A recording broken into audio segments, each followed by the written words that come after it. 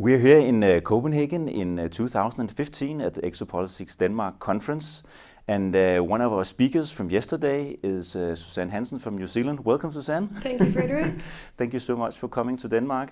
Could you tell me a little bit about your background and where you come from in New Zealand? Okay, I come from the city of Tauranga in New Zealand, and I have a nationwide network called the UFO NZ Research Network. And we actively investigate UFO sightings, go out and interview people and document our findings. We have a website which is www.ufocusnz.org.nz. So we have a staff, administrative staff of 6 people, including air traffic controllers, pilots, scientists, astronomer, etc. But we also have other people out in the rural areas of New Zealand who notify us if anything is going on, provide us with newspaper clippings, etc. So we cover the whole country and we document what's happening in the UFO field in New Zealand. All right, a little bit before we go into all the all the substance of this, can you tell me what is your background, your work career? Okay, my background is a school teacher. I have taught primary and secondary school for 28 years. I'm also a qualified grief counsellor. How did you get into this field? Into this field, well, at the age of 8, I had a UFO sighting with my family and all our neighbours around us. It was an object that was sighted by hundreds of people throughout the area that I live in New Zealand. And I think that sparked my interest in things of the unknown, things that can't be explained. In those days in New Zealand, we referred to it as a flying saucer. Nobody knew what it was, but it didn't fit any of the natural phenomenon or aviation at the time. So again, when I was 20, I had quite a frightening experience with a UFO, and that really catapulted me into UFO sighting research, but also into contact research, because on that occasion I lost an hour and a half of time. What happened at that episode? Well, I was travelling with a flatmate back to from a country, remote rural area back to the city we lived in. And it was just in a late afternoon, very sunny, warm, golden sunlight in autumn. And we saw 2 lights appear over the hills ahead of us, which we assumed were the landing lights of an aircraft or possibly a helicopter. They just clicked out, so they suddenly disappeared instantaneously and appeared closer to us. We were still trying to make sense of it in those few seconds, still thinking it must be a helicopter. They clicked out again and reappeared elsewhere, and then disappeared altogether. So we were just approaching a 2.5 kilometre straight at the time and winding down out of the hills. And as we got down onto the straight, my flatmates saw this massive light appear behind us, coming up behind us. It was wider than the road, about 30 feet in the air, a blazing ball of light that seemed to engulf our car. And the last thing that we remember before we kind of blacked out was the feeling of the car leaving the road. My next memory was of waking up. It was pitch black. The car lights came on in front of us. The feeling of the car floating and then hitting the ground. We were at the far end of the straight, about to cross a one-way bridge. We were in a state of panic and distress. We didn't know what had happened. And when we got home to our flat, after much discussion and arguing all the way as to what had taken place, we were told that we were an hour and a half late getting home for our dinner. So we lost an hour and a half and didn't know what had happened to us. And in those days, in 1975 in New Zealand, very little was known about the contact phenomenon that was happening in places like the US. So it was a very frightening and confusing incident at that time. What do you think happened in that missing time period, as it's typically called in a UFO field? Well, as time progressed, I began to have more memories of actually being on a craft. And it was around 20 years later that colleagues of mine finally convinced me to have hypnotic regression on what took place. And I found out that I'd actually been taken on board to be given some healing, because about 10 months prior to this incident, I'd had a very serious car accident and I'd sustained a lot of injuries and had to learn to walk again. And so there were balance problems, there were, musculoskeletal problems, and I was taken on board, according to what came out in a regression, to actually have an implant put in my ear to assist with balance and to have some healing on the muscular structure. But could you feel an improvement in your I did, yes. Yes, I did. After this incident, over the following months, I actually improved. I'd got to the stage prior to that where I was having headaches every day, missing a lot of work as a young teacher, and then it began to suddenly improve. So looking back, in hindsight, I could see that improvement take place. You talked about that you have come to terms with your contact with beings, some of them typically called the Greys. How do we know actually that it is extraterrestrials? This is a question that I always ask to myself. It seems that there's a lot of evidence. This is not you're not the only person that this is going on with. But how can we be certain that it's actually extraterrestrials that we are dealing with? Do you have an impression of that? Or? Yes, simply by the technology and what they talk about in terms of space and space travel. It's quite obvious that they're used to travelling vast distances. And I describe an incident where I was shown a screen that could produce images of any places in the galaxy, other solar systems and other places. They talk about travelling between dimensions. So we're not talking about someone that's come from our planet or inside our planet, as some people believe. If that is the case, then they have phenomenal technology and knowledge that we don't have. Apparently these are extraterrestrials. Do you have a feeling of what their agenda is, or perhaps there are several agendas?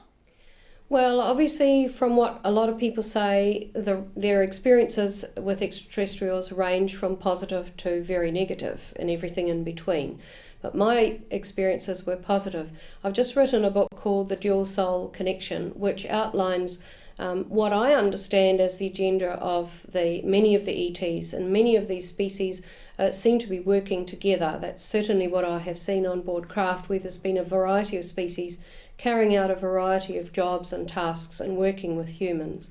And from my understanding, their agenda of this group is to elevate our awareness, to educate thousands and thousands of humans on a craft in ways that are to do with spirituality, to do with technology, to do with all science and all kinds of areas that we look at and work in on our planet, and elevating our awareness and understanding of what we're doing to our environment and how we can assist to raise the consciousness of the planet through what we do and how we work.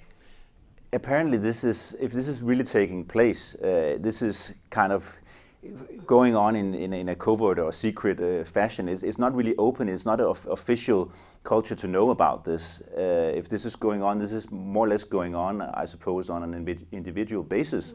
Well, what do you think? Do you have a theory? What's the reason for that? Why is this not more commonly known? I don't see it as so much an individual basis. From what I understand and have been taught, there's multi-layered, complex programs that they're running with humans that are all interrelated. And yes, there are areas of that are kept concealed. For example, I describe 3 waves of souls incarnating on the planet for certain purposes and to complete certain tasks. And that 3rd wave is now entering its 30s, so ranging from mid-20s through to late 30s, early 40s. And they have been kept concealed. We hear a lot about the star kids, the indigo children, children with special abilities, etc. Well, this particular group also have those abilities, but they are much more circumspect about using them. So they use them in a natural sense, not an overt sense. So they don't display it. It's just part of their being. They use it to help them in their work and in what they do. But I think that this particular group will rise in their professions over the years. They'll get themselves into positions of power and influence, which they'll use in a very positive sense. And I think that this whole echelon of humans now in their 30s and early 40s will rise to positions where they can make significant changes on the planet. And these changes will be positive. There'll be people who can be trusted, who will have a spiritual viewpoint in everything that they do. And I think in the future all our systems have to change. If in the future we're going to have open contact with extraterrestrials, we need to look at our education systems, our health systems, medical systems, our systems of government, and the way we respond to each other around the planet. And these people will get into those positions and help to make those significant changes. A common question that is very often put out is, why don't they land on the White House lawn? What's your theory? Are we not mature enough? Do we have to wait until we are kind of spiritually or morally grown-ups, and then they will make contact? Or what's your take on that? Well, I think what you've just said is a large part of it. We do need to wise up, mature up, look at what we're doing to our planet, develop more of a spiritual outlook, not only on animals and other life forms on our planet, but with each other. I also think that this whole disclosure process, if there is even going to be a disclosure, I think this whole process, what I prefer to call a process of evolving towards contact, is actually needs to be very slow, because the UFO community worldwide is very small, but we tend to think that that we know enough to be able to have open contact now, when in fact the vast majority of the people on the planet are not up to that speed. They're not even interested, many people, in the subject. They haven't thought about it. Many have, but just as many haven't. And I think for us to move through this process of changing all of our systems, the way we operate, all of our governance on the planet, has to be a very slow progression so that people get used to the idea. I think that if they landed on a White House lawn, we would take quite a warlike, fearful attitude towards them. We wouldn't necessarily see that as a positive thing. We might be threatened by that. Whole sectors of the community in various religions, for example, may feel threatened by that. So there has to be this slow process of coming to terms with the idea that we're not alone. And we are moving into that now with astronomers and astrophysicists talking about planets that are out there that are similar to us and could sustain life. So we're just moving in increments, small increments, that the public can cope with towards this whole idea that there might be someone out there who would communicate with us. So what you're talking about is really the gradual disclosure argument. Yes. But what it all boils down to, I suppose, is the ETs deciding when it is, you could say, safe to land or make contact. That's right. I'm a great advocate of that, as having been an experiencer and attended what you might call lectures on the craft with large numbers of humans, where we've been talked to about this future exposure of their presence and the timeline that's slowly moving towards that. So yes, I agree with what you said. But this, I don't know, of course. I'm not an experiencer, so this is just pure speculation on my part, of course, what I would think would be sensible or what makes sense in that scenario. We talked a little bit about your own experiences now. Can we perhaps move into the area of your research and what you're doing? Can you tell us a little bit about perhaps a recent or a famous case in New Zealand that you have looked at? Yes, well, we lobbied the Minister of Defence, Chief of Defence in New Zealand for 2 years to try to get the files released. So we exchanged letters personally for some time, and he agreed that New Zealand should make this move in line with the other countries in the Commonwealth, Britain, Canada and Australia, who'd already done that. So in 2010 and 2011, the MOD finally released the files. We expected that the files would not have a lot in them. We expected that there would be intelligence files that were not released, just as there has been in other countries.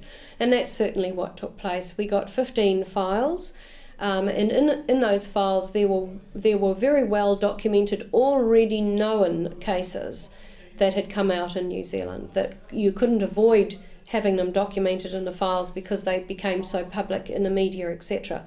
But there was very little else, actually. And our UFOCUS NZ archives, we have thousands and thousands of case files going back to 1908, and one of our researchers recently found one going back into the 1800s in New Zealand. So we actually have a larger database than what the MOD had.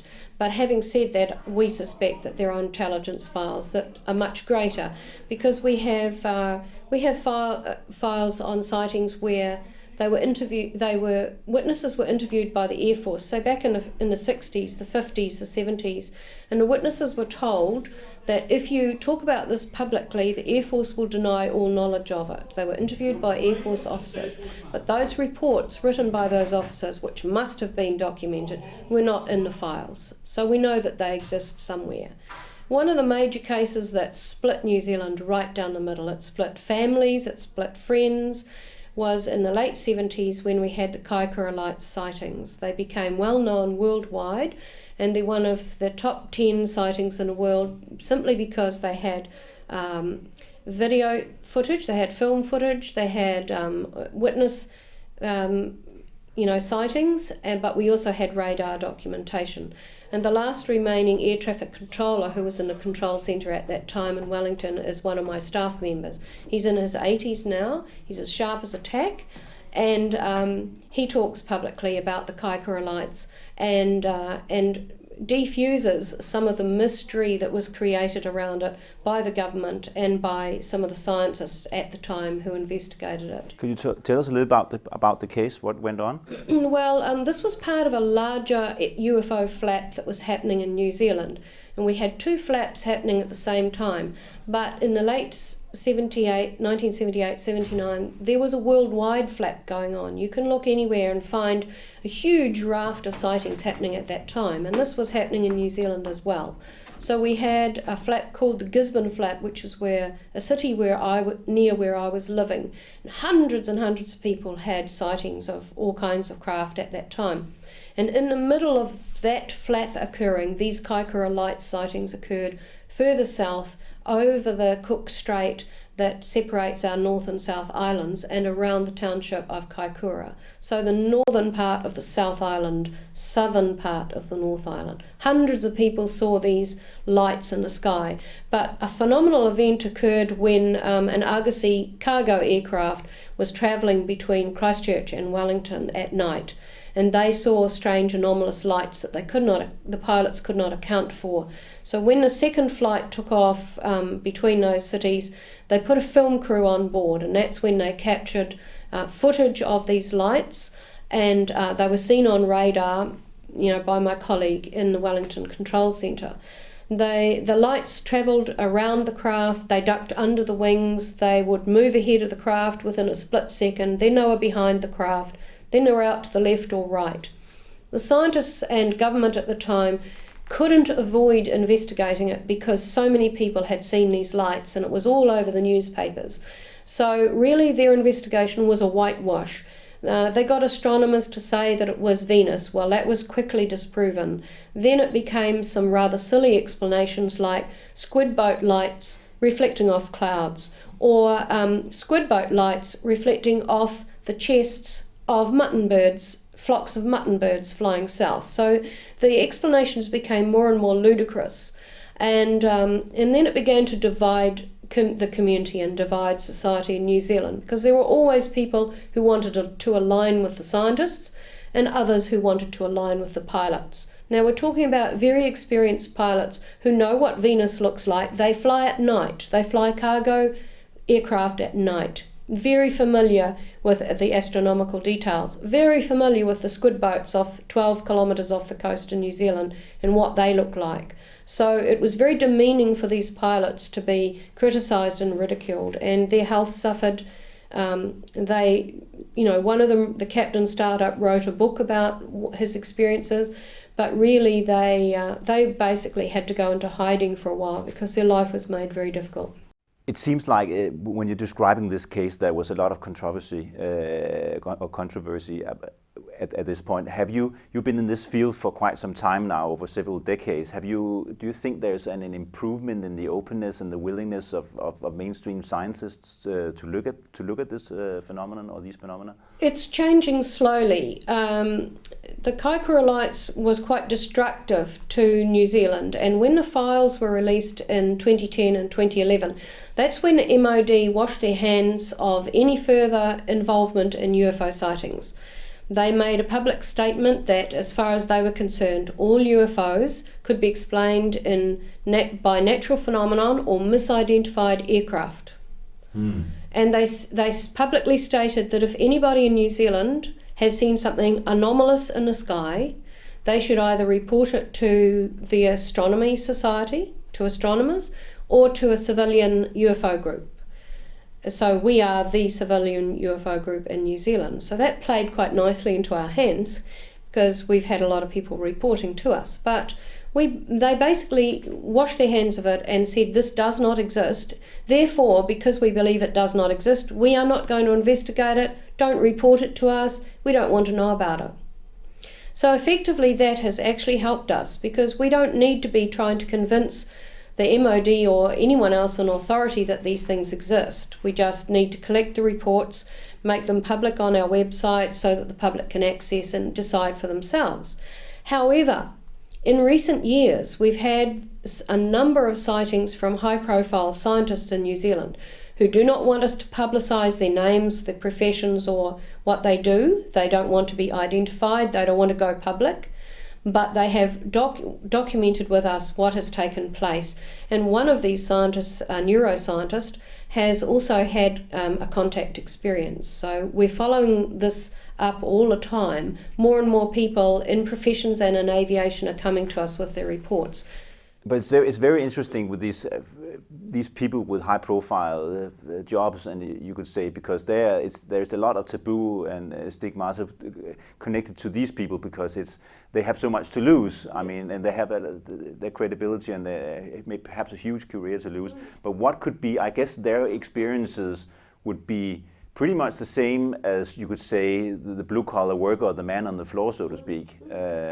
I guess there is probably no difference in these experiences. That's exactly right. But as the neuroscientist said to us, if you were to publicise my name in my company, my research grants would be gone by lunchtime tomorrow. Mm-hmm. So we are able to publicise his sighting, all the characteristics of it, what took place, but we can't name him at all. Oh, but what took place in this individual? In this case, what took place? Yeah. Okay, he was out fishing at night as a form of relaxation on quite a remote beach out on a rock shelf. He felt as if he was being watched. He had an LED light on the rocks beside him. He turned around and he saw up on the beach two sets of lime green lights that were glowing. And they were in the shape of eyes. He described them as eyes because although it was dark, he could see the movement of the head turning, and as the head turned, the glow from the eyes projected out in front. So he was able to see the changing look of these eyes as the head was turning. He was surprisingly calm under these circumstances. Most people would be frightened. He was surprisingly calm and scientifically analytical. He looked at roughly what distance they were from him. He began to analyse how tall they were, how wide apart the eyes were. He went through a whole process of analysis within a few minutes, and he decided that because they weren't getting any closer, he would just not move and he would carry on fishing and watch them. So he continued to do that, continued turning around every now and again watching them, and he saw them float up onto a cliff behind him. And then they seemed to disappear. And he thought, okay, that's good, they've gone. But then he was watching up where they had disappeared, and he saw what was basically a craft light up. So a whole spectrum of lights in a configuration, specific colours, lit up on the cliff above him. At first he thought, well, it must be a vehicle up there. But of course he realised there's no road access to that cliff. It's very rough terrain and no vehicle could get there. And while he was standing watching this and taking note of the lights, it took off and it moved silently past him about 200 metres away, moved out in front of him over the sea, about 200 metres away, where the light configuration and colour changed. And it just hung there as if it was looking at him. So at that point, he began to feel a little uncertain about what was going to happen next. So he packed up his fishing gear very quickly and took off, repeatedly looking over his shoulder to make sure it wasn't getting any closer. Since that time, he has had some other sightings, which is very interesting. A lot of people who have a sighting, quite a close encounter like that, will have more, and he has had more, and he's been contacting us so that we can document this progression of what he's experiencing. It's a very interesting story. Where do you think that the UFO topic will head in the next decade with New Zealand and the rest of the world? There's a lot of openness, I guess, coming from South America. Where do you see that heading? Well, I think that there's a lot of UFO groups out there who call themselves UFO groups, but who don't actually investigate sightings. They may hold meetings and inform the public, which is all part of the work. But I think the groups like ours who actually investigate the sightings and document it, I think they will start to link up more. I think we've all been working quite separately, but for example, we have a written agreement now, a signed agreement of cooperation with the Chilean Aviation Military Civilian Group in Santiago.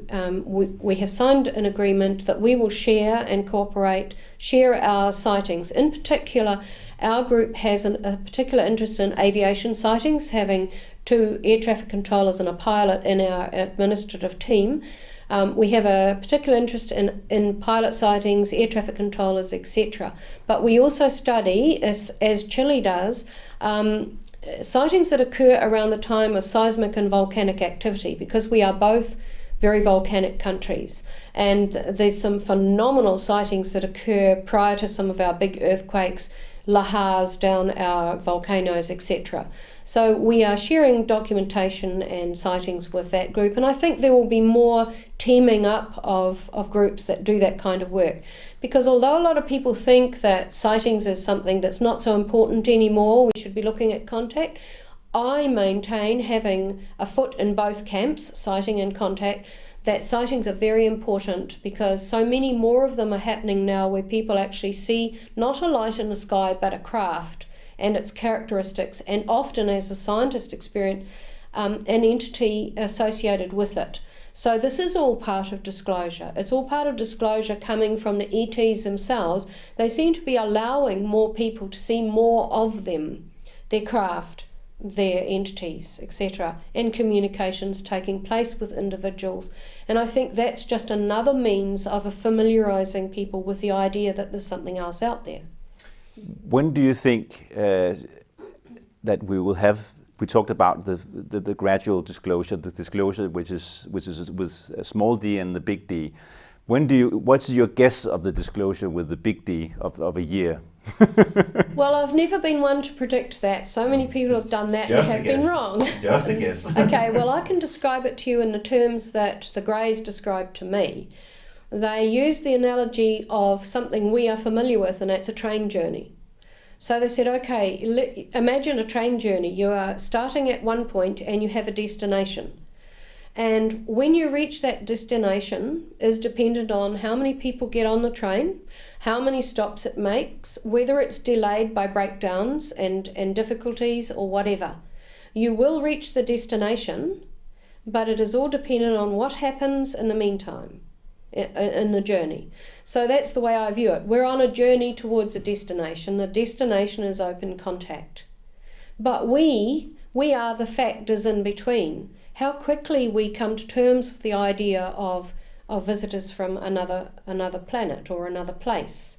How quickly we change some of our attitudes, our spirituality, our awareness of the environment, how quickly we come up to speed on all of these things that are going to lead us to open contact with what will inevitably be a much more advanced society and a much more advanced intelligence than ourselves. So it's too early for that to happen just at the moment. We have this train journey to go through first. But I can follow that chain of thought, because you can also see that the mainstream scientists are actually, and the UFO, the alternative camp, you could say, these two fields are coming a little bit closer together, and especially with the mainstream scientists talking about exoplanets, and now NASA is predicting that maybe perhaps in 2020 or whenever it is, we'll identify life out there somewhere. Yes. But of course they're not close enough, because the whole argument is, of course, are the visitors just out there because this is what everybody can agree on, but are they also but are they coming here? That's the big question. Yes. Well, obviously they're coming here because lots of people are talking about their contact with them. I'm very fortunate that Dr. Rudy Schild, who's an emeritus astrophysicist at Harvard-Smithsonian Center for Astrophysics, contributed to my book. He examined all of my experiences and my documentation and my manuscript, and gave me some assistance in understanding some of the scientific concepts that I was talking about, not being a scientist myself. And at some point he decided he would actually like to contribute to the book by way of footnotes, commentary, and a scientist's epilogue.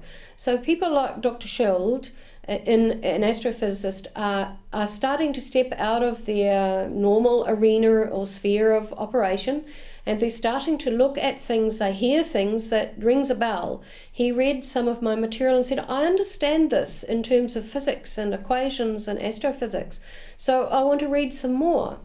And there's more and more scientists now opening up to the fact that some of the things that we've been talking about for years, they are now understanding in their scientific terms. And so the polarities, as you said, are moving closer together. And I look at the research that's being done by scientists in telepathy, in consciousness, and cosmology, moving much closer to what we have been talking about for a long time.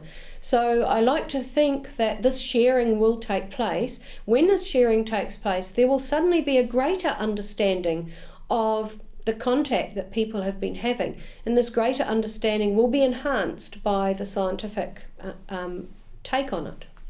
But what I also find interesting is that actually other fields, usually when the mainstream or the public will look to people like astrophysicists to talk about life in the universe, but shouldn't be like psychologists and historians and other branches or other fields be asked about this issue, because it seems like it's this Fermi paradox that if the probability of life in the universe is so high, why are they not here? I mean, and apparently they could very well be here, but we need other fields to explain this phenomenon, because it's related to so much more than just what an astrophysicist will deal with. That's right, and from my perspective as an experiencer, they are here. There's no question about it, but that's just our experience as experiencers. But I agree with you. As archaeologists and historians like von Daniken, who have been involved in the field for many, many years, people looking into ancient artifacts and ancient hieroglyphics and seeing this parallel that's happening with what people like myself are talking about. So also parapsychologists and psychologists are looking into the field. For example, in New Zealand, we have a clinical psychologist who's willing to look at our video recordings of people who've had contact, people who've had sightings, do an assessment of it, talk to them. So we do have these other fields of expertise and professionals who are starting to move towards looking at these areas. And I think that will happen more as time goes by. The internet is here now, and a lot of people out there will see a lot of demonstrations of what Chinese lanterns and all kinds of things in the sky, which of course is human-made, and as we usually say, maybe 90%, 98% of what we see in the sky is actually something down to earth, but there is a hardcore of cases that is very interesting. But how do you think the human psyche is it being affected in some way of seeing all these things on the internet, and all, even things that are made fake and that are obviously fake, but are people becoming more open to the idea that some of it could be real? Well, I think that there's more programs appearing on television, and with the internet and YouTube, more and more people are able to access documentaries on UFOs on some of the Sky channels, for example. And also people writing about it more, people talking about their experiences more. So the general public are looking at this whole area of UFOs. They may not necessarily be going along with it or believing it, but it is becoming more common in a public arena. For example, advertisements in magazines, advertisements on TV, etc., often involve something humorous that involves an alien or a UFO, the image of a UFO. So it's getting into the human psyche. As to whether this is a deliberate, slow thing or whether it's just coincidence because there's an interest in it, I don't know. But certainly in New Zealand and worldwide, we've got the Chinese lantern phenomenon going on. And it's very interesting to note that when Chinese lanterns first started becoming noticed in New Zealand, at that time, we were having sightings of huge orbs of orange light. And we're not talking about Chinese lantern size. We're talking about something as big as a garage or a double garage, a small flat, that kind of dimension of orange light. And at that time, suddenly, the market in New Zealand became flooded with Chinese lanterns. And the New Zealand Air Force made the unprecedented step of going on television. Their media representative went on TV, national TV in New Zealand, and said, look, don't worry about these orange lights you're seeing in the sky because they're just Chinese lanterns. And we thought that was an extraordinary step for the Air Force to take, given that some of the orange lights in the sky people were reporting were massive and were clearly not lanterns. Now the lantern, whole lantern thing has become very popular, so everyone's flying them now, birthdays, celebrations, etc. And now people are contacting us saying, I've seen a UFO. I saw 8 of them in a string going across the sky. They went 100 metres above my house, 8 of them.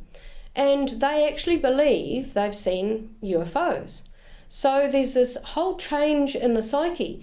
And you can say to them, look, actually, we found out, we've done some investigating, we found out it was a local school releasing lanterns at a gala day. That's what you saw. They don't want to believe it. They're sold on the idea it was a UFO. They're all over the internet studying up on UFOs.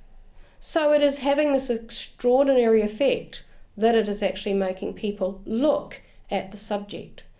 So we get some very angry people saying, I did not see a Chinese lantern, it was a UFO. Yeah. But it is having this effect. And the same with Google Loon balloons. In Christchurch in New Zealand, Google is releasing massive balloons into the atmosphere that is to do with enabling remote areas to get internet connection and Wi-Fi. And they can travel vast distances. They'll travel right over Australia, etc., before some of them, collapse or whatever. So we've had a lot of reports from people saying, I've seen this massive plasma UFO. And it has had the same effect. They begin researching UFOs, they're sold on the idea. And you can't make them understand it was actually a Google balloon. So we've got this strange psychological thing going on at present that's actually getting a lot of people interested in the subject. But I guess that's a good thing. But what they have to learn is to, of course, to discriminate between what is fact and what is fiction. That's right. We're running out of time, Suzanne. But I want to thank you for coming to Copenhagen, and it's been a really pleasure talking to you today, and also hearing your presentation yesterday. And I hope you will have a good trip home back to New Zealand when the time comes. Thank you, Frederik, and thanks to Pia and the rest of the Exopolitics team for having us here. I've had a wonderful time, excellent conference, well looked after. Thank you very much. Thank you. You're welcome.